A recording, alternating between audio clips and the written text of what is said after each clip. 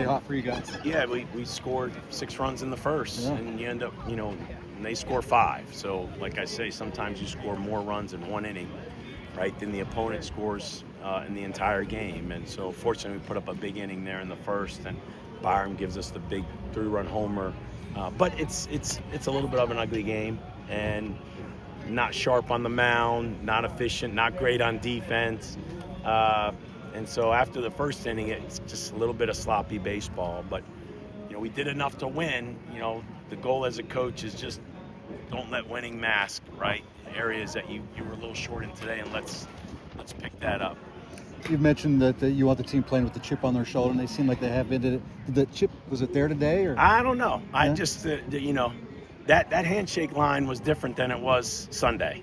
And I'm not a fan of that. Like, I'm all about the Sunday game, and that's exciting. But, man, I'm about the Tuesday game.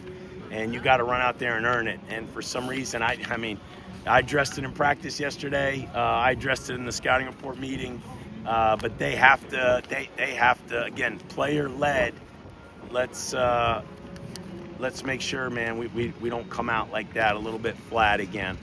Is it hard to come out that way, like when, off the big weekend, and like you almost could maybe almost see a letdown coming in that sort of way, like if you're not careful?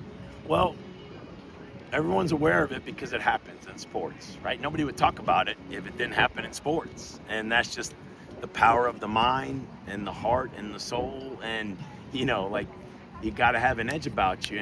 And I addressed it yesterday in practice. Like, it starts with preparation. And you have to prepare mentally and physically. And so looking at the schedule, I don't know if you really can't afford to let that happen at this time of the year, but it does happen. And let's just turn the page and get ready to play good baseball at Notre Dame. You say turning the page takes you to South Bend. What do you know about the Irish in that weekend series? They played good. Yeah. On the weekend, they're really tough.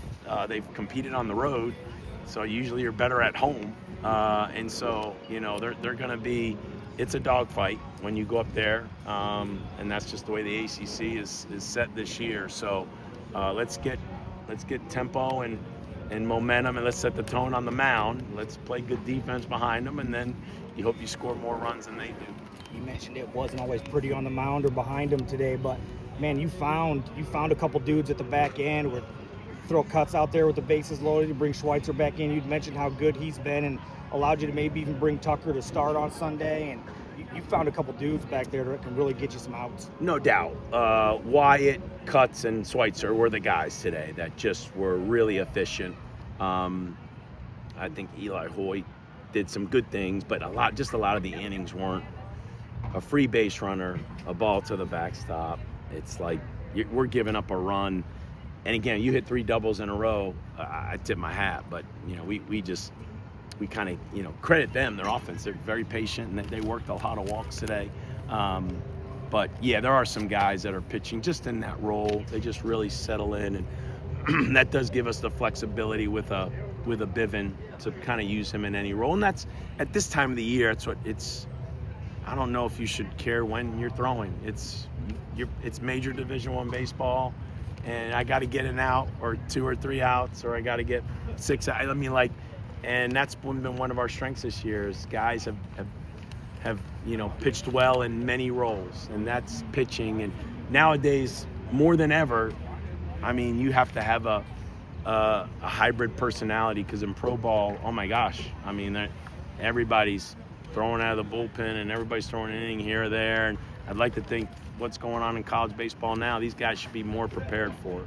It seems like almost not every game, but a lot of the games we're talking about somebody different, about how powerful this offense can be. Today it was Hott's turn. Could you just talk about his day at the plate? I was really happy for Hott because he's been in a good rotation with Kamayu all year, but we just felt like, we were going to let Kamayu play on a consistent basis with the energy and the juice and just the success we were having. And so, Byram missed a couple starts that maybe he had gotten the past few weeks, but he was professional. He didn't act like a baby. He seemed good in the dugout, and he was prepared. And one thing I told him yesterday, you are the utility guy on our infield, because he almost went to first. I DH'd, Nate got the hit in the DH spot, so it was an easy transition. I trust Nate at first, and so once Tate went in the pitch, we had a 9-man lineup. But Byram thought he was going the first, and that's good because I want him thinking like that, get comfortable at all 4 spots and how valuable. I mean, if there's anything these guys follow in pro ball, nobody was a fan of it years ago, playing multiple spots. And then Drew Ellis ran around our field and played left, and then he played third, and then he played first when McKay pitched, and he was a 2nd-round pick.